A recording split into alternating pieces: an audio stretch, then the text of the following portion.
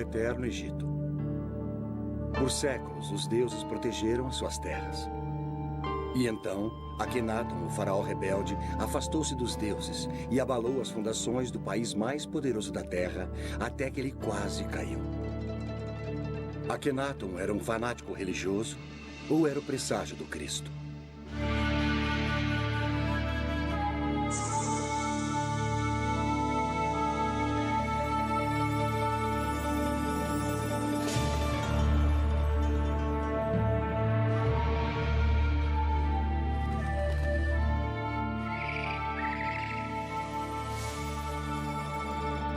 Os grandes egípcios.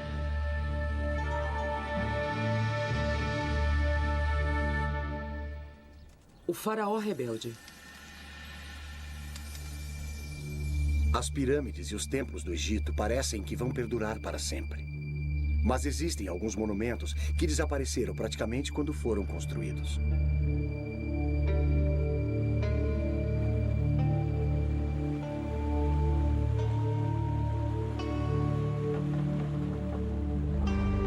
A 322 quilômetros da pirâmide de Gizé está Amarna.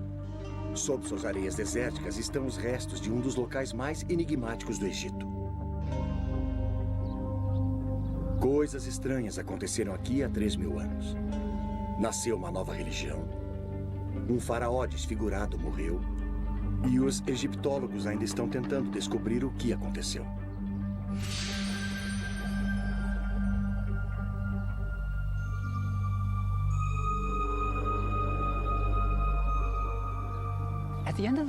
No final do século passado, Sir Flinders Petrie, o fundador da egiptologia moderna, descobriu uma grande cidade perdida no deserto.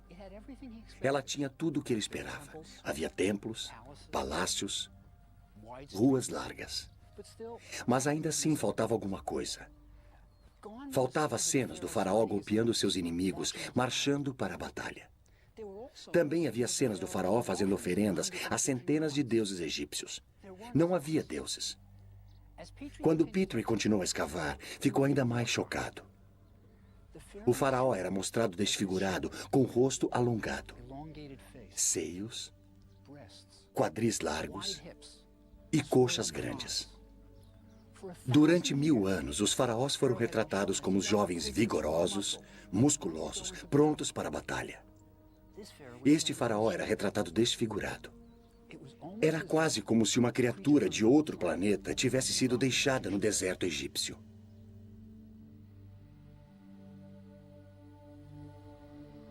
Então, o que aconteceu cerca de 1.300 anos antes do nascimento de Cristo? Para responder a essa pergunta, precisamos conhecer a família deste faraó rebelde.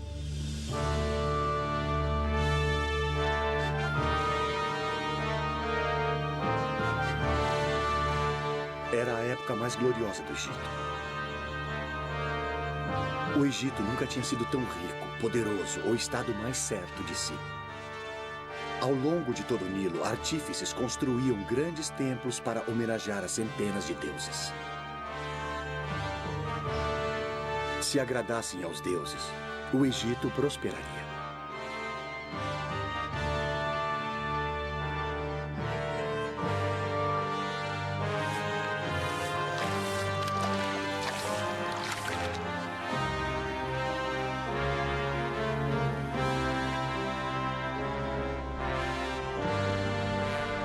O pai de Akhenaton, o faraó Amenhotep III, vivia no grande centro religioso de Tebas, cidade do deus Amon, cujos silos de topo arredondado estavam cheios de grãos, óleo, linho e vinho, necessários para pagar as centenas de sacerdotes que serviam os deuses. Havia uma só principal indústria na cidade, a religião. E bem no centro de tudo estava Amenhotep III.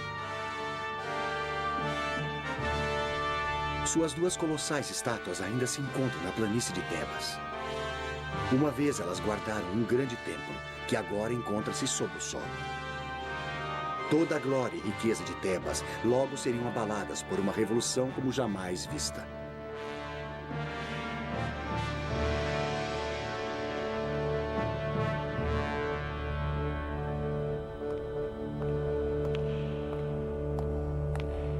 Amenhotep III comandava as coisas durante os anos de glória do Egito. Então não é de surpreender que a maior estátua do Museu do Cairo seja dele, com a sua família. Ali está Amenhotep III, e ali está sua esposa, a rainha Ti. Eles tinham 6 filhos, e o importante era como as crianças eram tratadas. 4 eram meninas. Ali está uma delas. A estátua é uma espécie de retrato de família, e todas as 4 filhas receberam títulos importantes. Também havia um filho, Tutmoses. Ele recebeu o título de alto sacerdote de Mênfis. E havia mais um filho chamado Amenhotep, em honra ao pai. Ele não está nesta estátua. Ele não está presente em nenhum registro real. Há um verdadeiro mistério aqui. Por que a família real ignorava completamente o seu filho mais novo? Mesmo durante a sua tenra infância, parecia haver algo de errado. Talvez ele fosse apenas uma criança estranha com ideias estranhas.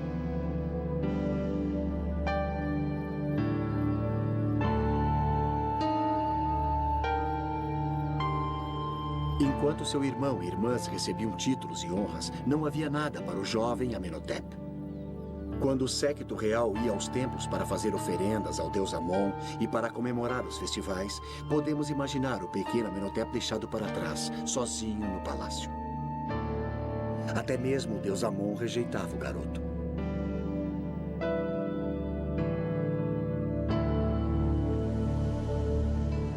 Então, o jovem príncipe foi excluído das cerimônias nos templos, onde seu irmão e suas irmãs faziam oferendas aos deuses. Tudo girava em torno dos templos e seus milhares de sacerdotes.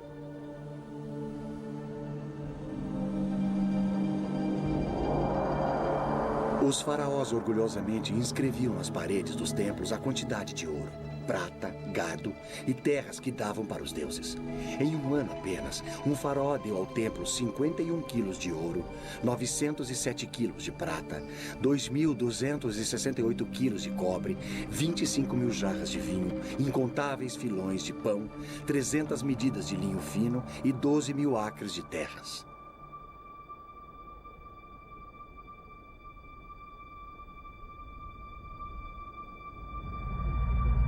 Este era um mundo que rejeitava o pequeno garoto, mas as coisas estavam para mudar. Depois do faraó, a pessoa mais importante da família real era a rainha Ti, a grande esposa do rei. Quando Amenhotep III casou com Ti, ele enviou o que então foram os primeiros telegramas do mundo. Proclamações de casamento esculpidas em placas em forma de escaravelho e enviadas a países estrangeiros. Elas diziam: tomei uma esposa, a rainha Ti, senhora das 2 terras. Seus pais são Uia e Tuia. Os pais da nova rainha não pertenciam à realeza. Para qualquer um que lesse as entrelinhas, a mensagem era clara. Minha esposa é uma plebeia, mas é melhor vocês a aceitarem como a rainha do Egito. Sua escultura denota uma mulher poderosa, do tipo que conseguia o que queria. Sua ambição parecia concentrada em Amenhotep, seu filho, que mais tarde mudaria o seu nome para Akhenaton. O que a rainha Ti queria era que seu filho Akhenaton fosse o faraó do Egito. O irmão mais velho de Akhenaton tinha morrido, mas havia outros pretendentes ao trono. Eles eram os jovens filhos do faraó com suas outras esposas. Sob circunstâncias normais, qualquer um deles poderia ter sido faraó. Mas foi o patinho feio da rainha Ti que se tornou rei. É uma curiosa sutileza da história, mas devido à determinação de Ti de colocar Akhenaton no trono do Egito, nós ainda vivemos com as consequências.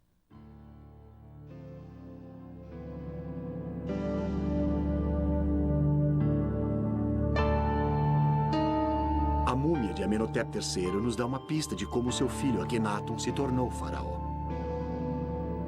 A múmia revela um homem velho, gordo e careca, com péssima saúde.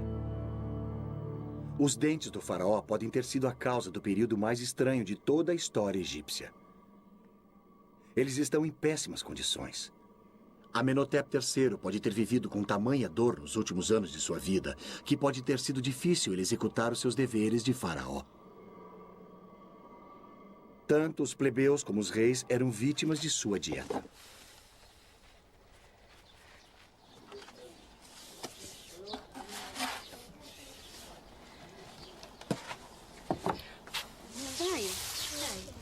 Todos os grãos do Egito eram moídos na pedra. Isso parece bastante saudável, certo? Exato. Veja, isso significa que, junto com o seu pão, você ingeria uma quantidade considerável de areia e sedimentos. Passar anos comendo pão egípcio moía os dentes, expondo as suas raízes à deterioração. Por mais habilidosos que os médicos egípcios fossem, eles não eram dentistas. Então, restava ao pobre Amenhotep III tentar aliviar a dor como pudesse. Ele pode ter sido sedado com vinho ou talvez com ópio. Se ele não estivesse em condições de tomar decisões, provavelmente seria fácil para a poderosa Rainha Ti escolher o seu filho adolescente para ser o próximo faraó. Levado até o topo por sua ambiciosa mãe, o garoto rejeitado se tornou o rei do Egito. Mas que tipo de faraó seria o estranho rapaz de 18 anos?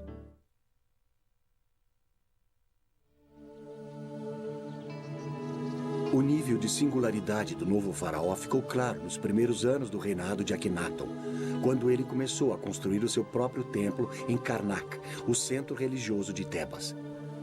Karnak, na verdade, é um labirinto de templos que ocupa mais de 100 acres. Construída no período de 2000 anos, cada faraó incluiu os seus próprios monumentos para cair nas boas graças dos deuses. Quando Akhenaton fez a sua contribuição, o povo do Egito soube que algo muito estranho tinha acontecido. Ele criou um estilo artístico completamente novo e esquisito. O faraó era retratado com longos dedos dos pés, quadris largos, dedos das mãos extremamente longos, seios e um rosto alongado. Nada parecido com isso já tinha sido visto num templo egípcio. Mas a esquisitice não terminava aí. Bem à frente do templo estavam duas estátuas colossais do faraó, que acentuavam as suas estranhas características ainda mais. Mas isso não era tudo. O templo estava coberto de cenas do Aten, o disco do sol. Com seus raios brilhando para baixo, terminando em mãos segurando Ankhs, o hieróglifo que significava vida. Amon e os outros deuses do Egito tinham desaparecido, substituídos pelo disco solar. O povo deve ter imaginado: onde estão os outros deuses? Eles logo saberiam. Akhenaton tinha declarado, pela primeira vez na história registrada, que havia apenas um Deus. Ele tinha virado 2000 anos de religião egípcia de pernas para o ar.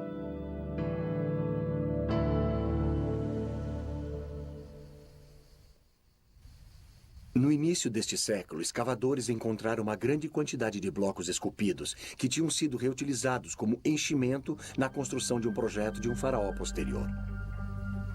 Esses blocos tornaram-se conhecidos por Talot, derivado do número arábico moderno 3, pois todos os blocos mediam cerca de 3 palmos.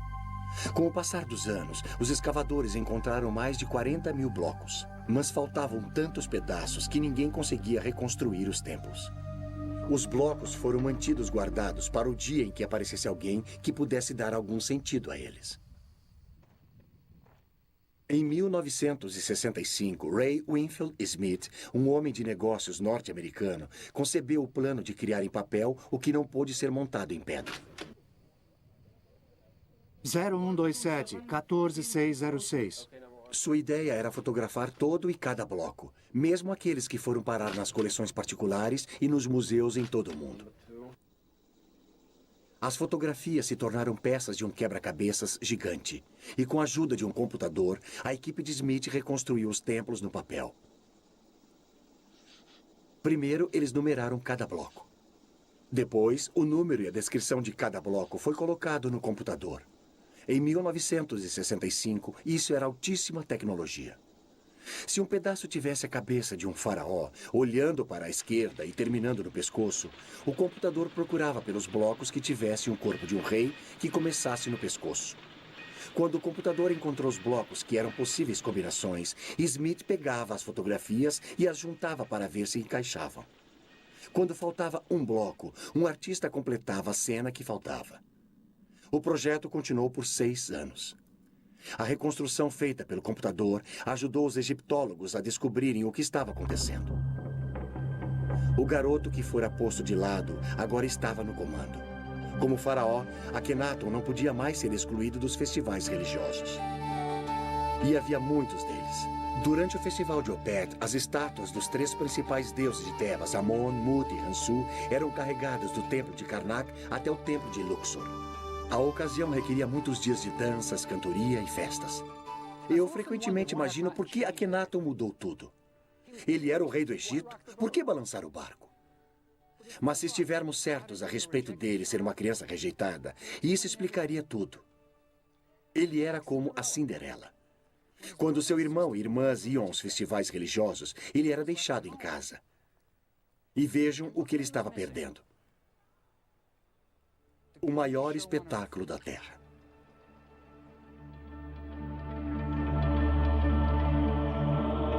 À noite, sacerdotes de cabeça raspada cantavam as suas orações para aplacar os deuses do Egito. Eu sou o pai dos pais, a mãe das mães e o touro dos 7 seres celestiais. Eu abro a minha boca para falar em meio ao silêncio. Os homens devem ter um caminho por onde trilhar.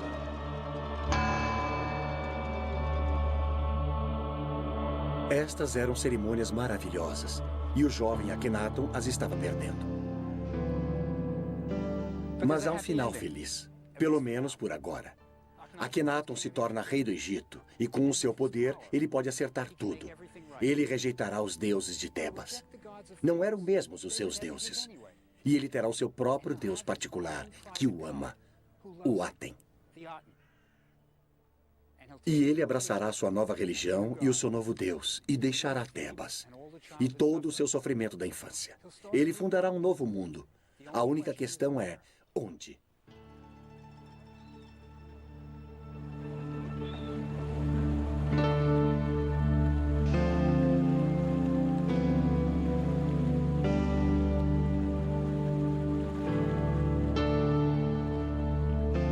A resposta para a pergunta sobre o local onde Akhenaton deve começar a sua nova vida veio no 5º ano de seu reinado e do próprio Aten. Enquanto Akhenaton viajava, através de uma desolada extensão do deserto no meio do Egito, cerca de 290 quilômetros ao norte de Tebas, o sol nasceu no horizonte e parecia que se deitava no desfiladeiro nas montanhas próximas. O hieróglifo, que significa horizonte, era o sol se deitando no desfiladeiro de uma montanha. O horizonte significava o início e o fim. Este era o sinal de que Akhenaton precisava para construir o seu campo dos sonhos. O Aten tinha aparecido para ele e disse-lhe que construísse a sua cidade no deserto inabitado. Ele a chamou de Akhenaton, o horizonte do Aten. Akhenaton mandou esculpir marcadores de fronteira à volta de sua cidade, relatando sua visão mística. Sua Majestade apareceu em sua grande biga de Electra, como o Aten, quando se eleva no horizonte. Foi o Aten, meu pai, que me disse para construir a cidade. Nenhum burocrata jamais me aconselhou a construir nesse local deserto. Depois de ter recebido a revelação para construir a sua cidade, Akhenaton liderou um pequeno grupo de seus seguidores saindo de Tebas e indo para a árida região desértica que o Aten tinha escolhido, um lugar agora chamado de Amarna. Akhenaton era líder de uma seita e esta seria a sua comuna.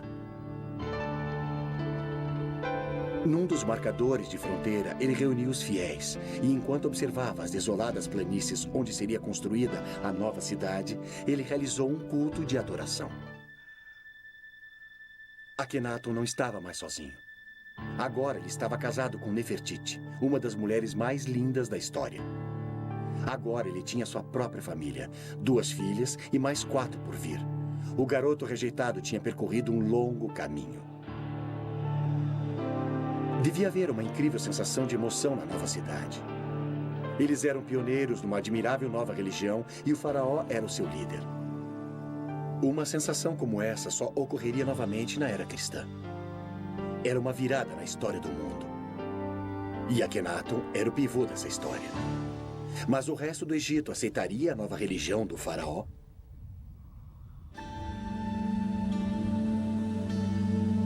As mudanças do faraó rebelde causaram uma grande revolução. E um homem que realmente foi pego no meio da revolução religiosa foi Ramosa, o prefeito de Tebas. Ramosa tinha completado 2 paredes de sua tumba, retratando a ele, sua linda esposa e a família, no velho estilo tradicional. Todos estavam perfeitos, com cada mecha em seu devido lugar, da maneira que eles queriam por toda a eternidade. E então Akhenaton mudou tudo.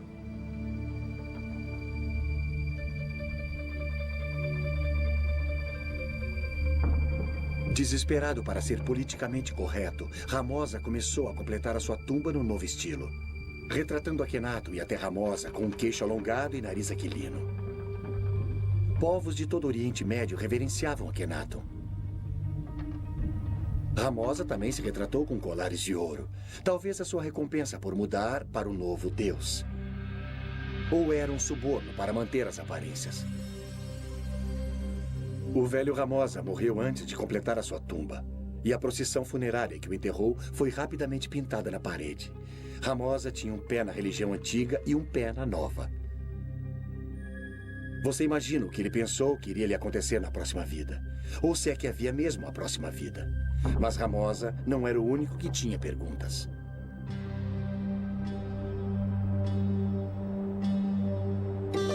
A mesma pergunta estava sendo feita pelos sacerdotes. O que será de nós? Se existe apenas um Deus, o Aten, o que acontecerá aos grandiosos templos de Amon em Tebas? Se o faraó não acredita mais nos deuses, o que acontecerá aos milhares de sacerdotes? O poderoso clero de Tebas estava enfurecido com Akhenaton.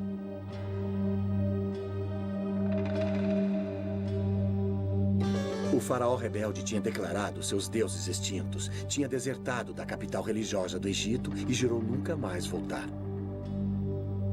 As oferendas reais aos templos tinham se acabado.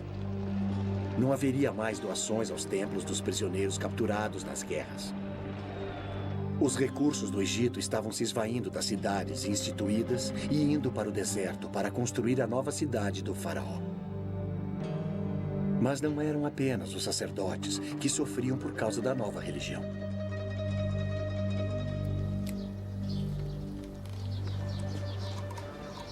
Pense em todas as indústrias que dependiam da velha religião. Os egípcios usavam amuletos, pequenas imagens dos deuses como proteção. Não mais. Os fabricantes de amuletos egípcios que esculpiam escaravelhos, pequenos besouros com as imagens dos deuses e os nomes dos reis, faliram. Os habilidosos escultores de madeira que faziam as estátuas dos deuses que adornavam as casas egípcias estavam sem trabalho. O que Akhenaton estava fazendo? Este é o livro dos mortos. Olha aqui. Lá está o falecido. Você pode ver o que ele está segurando na mão? É o seu coração. O coração era muito importante para os egípcios. Eles acreditavam que se pensava com o coração. E isso até que faz sentido. Quando você fica emocionado, é o seu coração que bate rápido, não o seu cérebro. É por isso que no Dia dos Namorados você dá corações de chocolate e não cérebros de chocolate. E olha aqui, estes 4 deuses, eles estão protegendo os órgãos internos do falecido. Veja, os egípcios eram ressurrecionistas. Eles acreditavam que o seu corpo literalmente se levantaria e funcionaria novamente na próxima vida. Então, você tinha de ter um corpo completo, incluindo seus órgãos internos. E a viagem até o próximo mundo? Ela seria feita de barco. Agora, se você olhar aqui no final do Livro dos Mortos, ele até vem com remos mágicos para a viagem. De certo modo, este é o mapa para ir ao próximo mundo. Mas Akhenaton estava jogando fora todos os mapas velhos. Ele estava escrevendo o seu próprio mapa.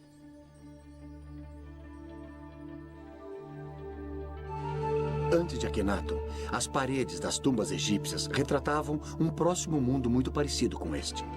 O falecido ainda está trabalhando nos campos, mas é muito melhor. Agora ele possui vestes feitas do linho branco mais fino, e você tem a sensação de que tem até ar-condicionado. Mas Akhenaton também mudou isso. Em Amarna, as paredes das tumbas não mais mostravam os mortos no próximo mundo.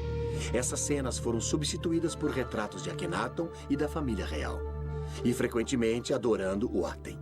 Se havia um próximo mundo, ele parecia girar em torno de Akhenaton. E junto com esta confusa visão do pós-vida, está uma das maiores realizações intelectuais no mundo antigo, um poema escrito pelo próprio Akhenaton.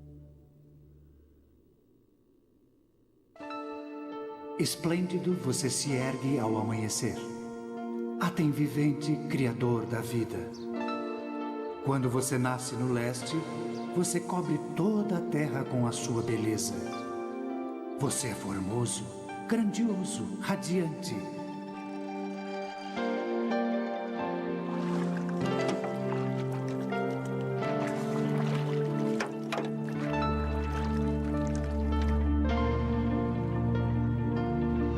Quando você se põe no oeste, a terra fica na escuridão, como na morte.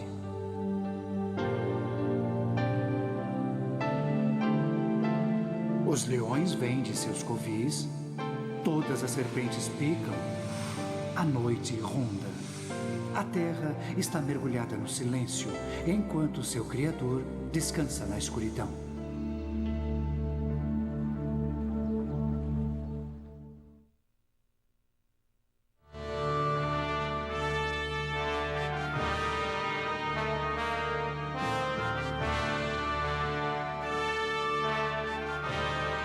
A religião não foi a única coisa que Akhenaton mudou. 1000 anos de arte foram jogados fora. Antes de Akhenaton, a arte egípcia mal tinha mudado com o passar dos séculos. Nós estamos acostumados com mudanças de estilo artístico quase todo ano. No Egito, a arte era para a eternidade. As mudanças eram para ser evitadas. A estátua de um faraó de 2500 anos antes de Cristo não é radicalmente diferente de uma estátua feita 2000 anos depois.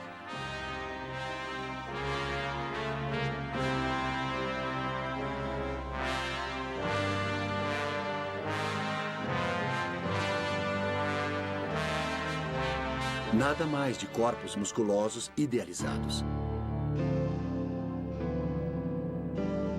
Akhenaton é mostrado com suas verrugas e tudo mais. O slogan da era de Akhenaton era Vivendo na Verdade. Se o faraó fosse deformado, que fosse mostrado dessa maneira. Nem mesmo a linda Nefertiti estava isenta da nova política da verdade na arte. O famoso busto de Nefertiti é um símbolo de beleza em todo o mundo. Mas enquanto amadurecida, até ela foi retratada com uma má postura e um corpo envelhecido.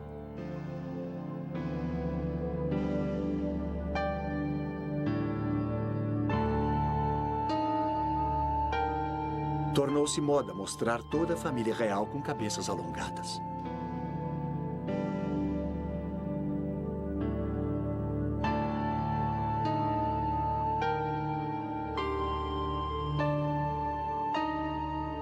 A nova arte não era libertadora apenas para Akhenaton, mas dava aos artistas de Amarna uma nova liberdade.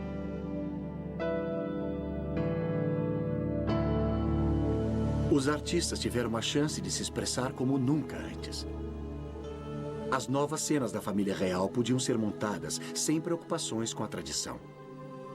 Eles eram mostrados de maneira informal, se beijando e se tocando, fazendo refeições juntos.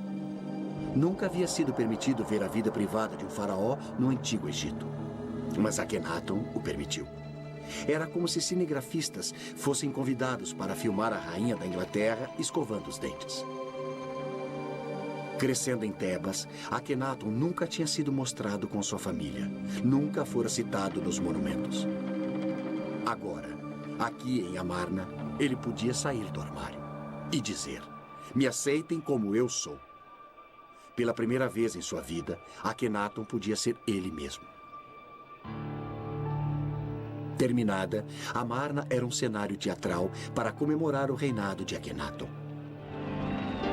O garoto rejeitado tinha percorrido um longo caminho. Sobre a estrada, uma ponte ligava o palácio à área do templo. Aqui, Akhenaton e Nefertiti apareciam diante do povo numa sacada chamada de Janela das Aparições, atirando ornamentos de ouro e outros presentes àqueles que eles queriam honrar. A cidade cresceu, chegando a mais de 10.000 habitantes. Havia barqueiros, burocratas, mercadores, artesãos, sacerdotes e suas famílias.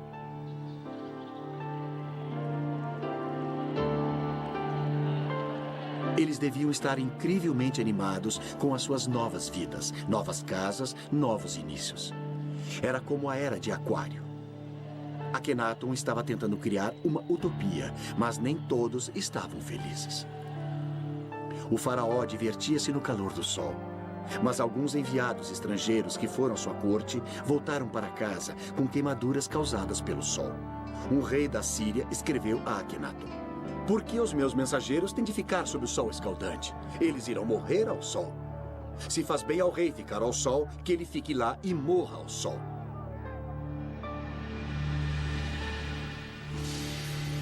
Eles eram como os adoradores do sol californianos. Eu sempre penso na corte de Akhenaton com um bronzeado permanente.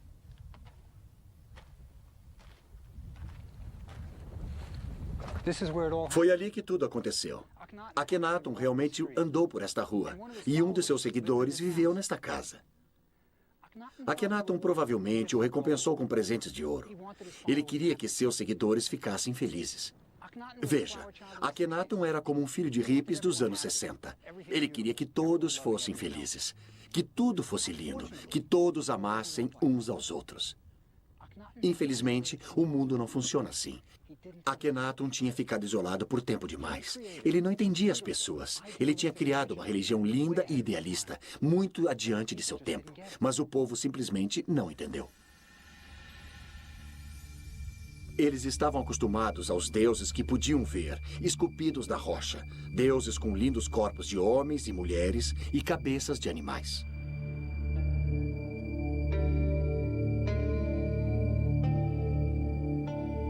O deus de Akhenaton, o Aten, era uma abstração. Era o princípio básico do universo, luz. Os súditos de Akhenaton simplesmente não conseguiam entender isso. Este não era um deus com o qual podiam contar na hora da necessidade. Além disso, havia um elitismo em relação à nova religião que deve ter confundido os supostos adoradores do disco. O Aten nunca lançava seus raios sobre eles, somente na família real. O Aten era o deus pessoal de Akhenaton, dando ao rei desenfreados amor e amparo. Talvez ele tenha substituído o pai que o tinha empurrado para um segundo plano.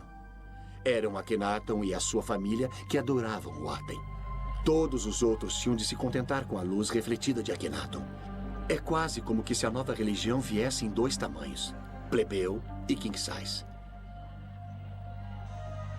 Nesta cidade sagrada no deserto, Akhenaton foi tirado do sofrimento que tinha experimentado na sua infância em Tebas.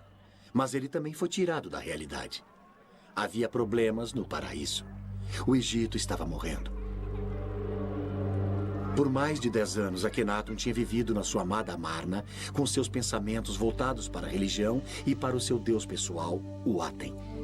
Mas ninguém ficou cuidando da loja. Era como se o presidente dos Estados Unidos tivesse mudado a sede do Congresso para o Wyoming e começasse a escrever poesias. O exército do Egito, que um dia fora grandioso, tinha enfraquecido. Os países estrangeiros não mais mandavam tributos. Dos remotos postos avançados na Síria e no Líbano, os embaixadores estrangeiros do Egito escreveram ao rei dizendo que não mais eram respeitados. Cartas escritas por um de seus príncipes leais, Reboti, falam da falta de respeito por Akhenaton e pelo próprio Reboti. Escrevendo de sua posição fortificada, ele pleiteou: Eles conspiram entre eles. E assim sendo, receio não haver quem possa me resgatar de suas mãos. Como um pássaro preso na rede, eu me encontro. É preciso lembrar como Reboti estava isolado.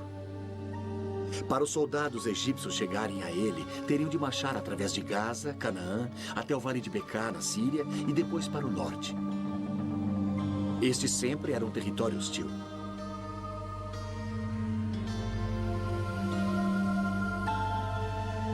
Hoje, ainda se pode ver fortes dos cruzados, construídos 2000 anos depois, remanescentes das batalhas medievais travadas lá. Era dali que Reboti estava escrevendo. Se o exército egípcio não o salvasse, ninguém o salvaria. Reboti escreveu repetidas vezes, falando a Akhenaton sobre a posição enfraquecida dos egípcios e pedindo reforços. Sua última carta não foi respondida. A dominação egípcia sobre o Oriente Próximo tinha lhe escapado, e Akhenaton parecia não saber ou não se importar.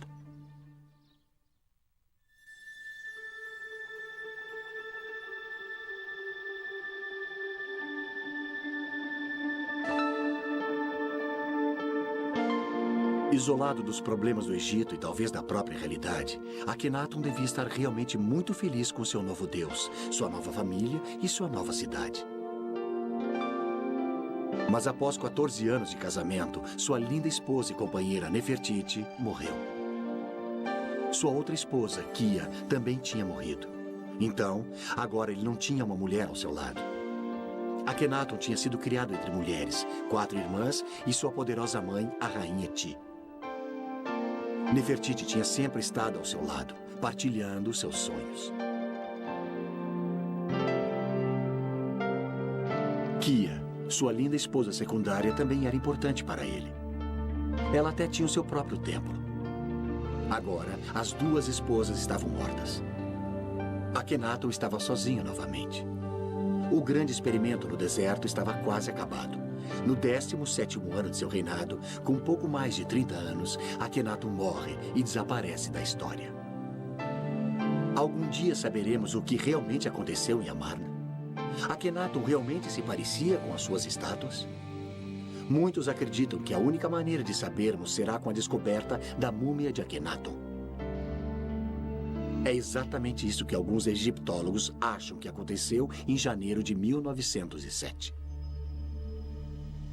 De todas as múmias reais descobertas, nenhuma causou mais controvérsia do que aquela encontrada na tumba 55 do Vale dos Reis. No início do século, Theodore Davis, um rico americano que fazia escavações no Egito, descobriu uma tumba onde um sepultamento da época de Amarna tinha sido realizado. Essa tumba claramente não fora concluída e o sepultamento fora apressado. Painéis de madeira dourada estavam deitados no chão e contra a parede. Elas traziam a imagem danificada de Akhenaton, adorando o disco solar e o nome da rainha Ti.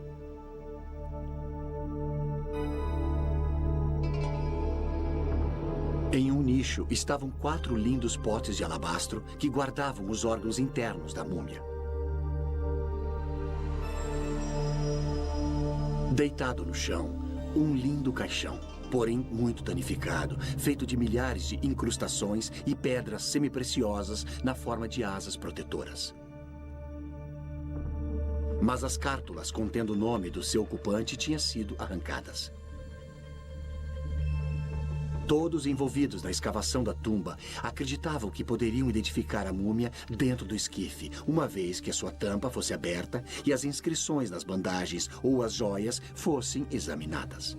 Quando chegou o dia de desembrulhá-la, todos os presentes sentiam a importância histórica do evento.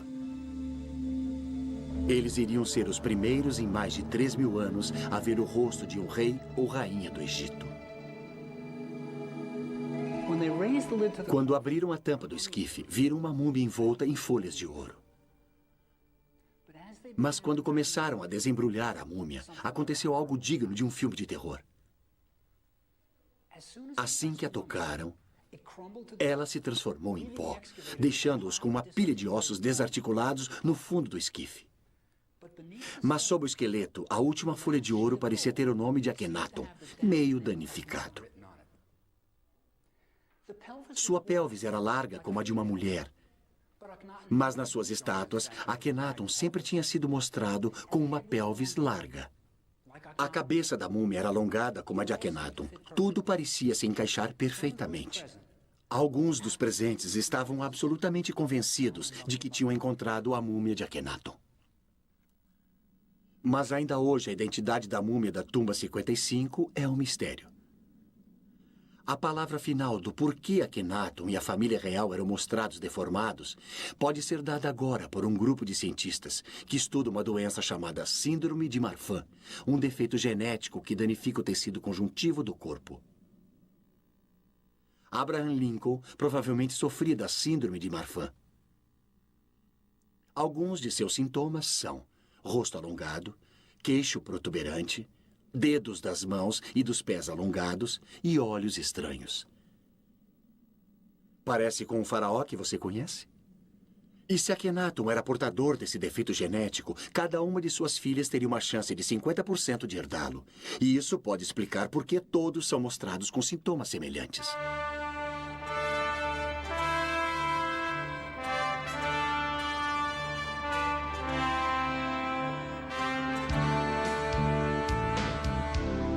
Fiquei extasiado ao descobrir que na minha própria cidade estavam realizando pesquisas sobre a síndrome de Marfan no New York Hospital.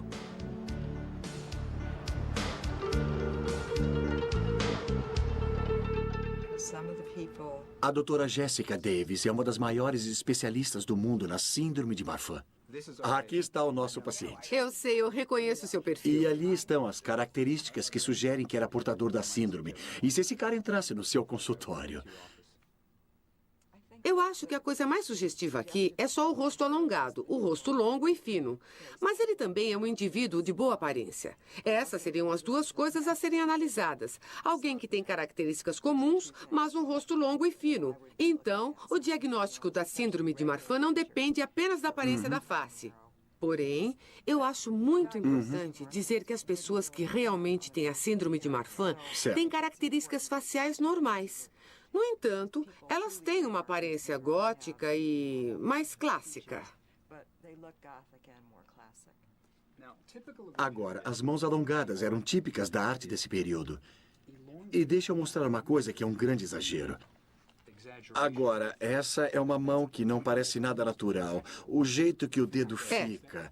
Esses dedos excessivamente longos são característicos da síndrome ou... Esse dedo muito fino certamente poderia sugerir que há uma disfunção nos tecidos conectivos, como estes dedos muito longos. E o que você pode ver aqui é que está um pouco deslocado, parece flexível. Agora, deixa eu lhe mostrar um pé.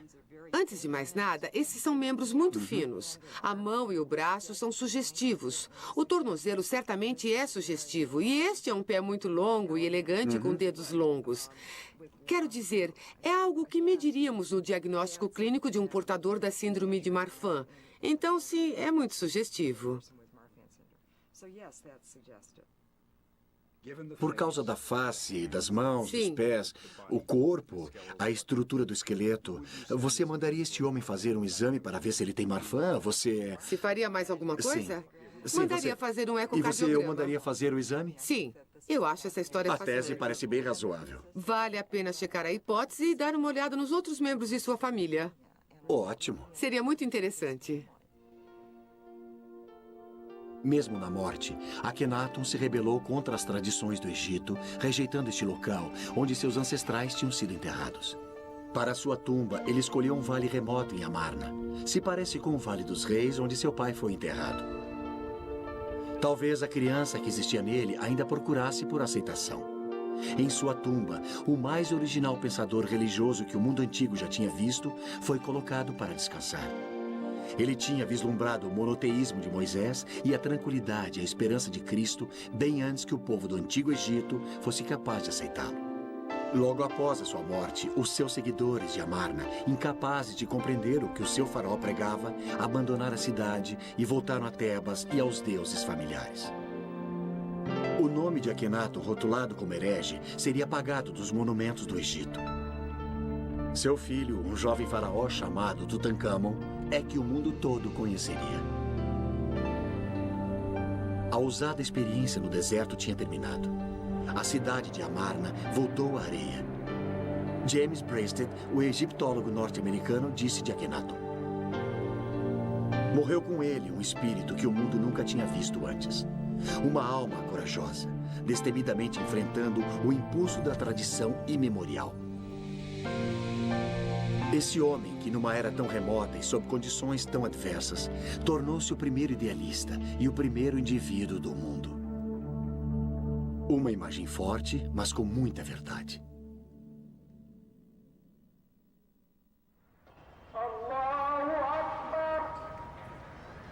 Há 3.000 anos, Akhenaton, o faraó rebelde, insultou os habitantes do Vale do Nilo, pregando a existência de um único Deus.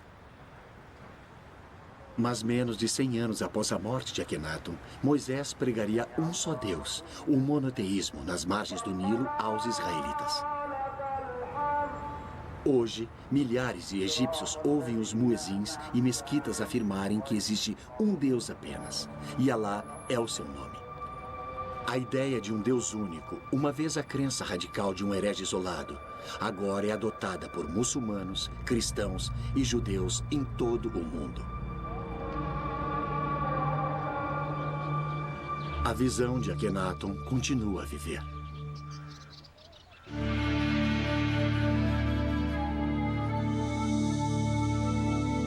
Versão brasileira, Tempo Filmes, São Paulo.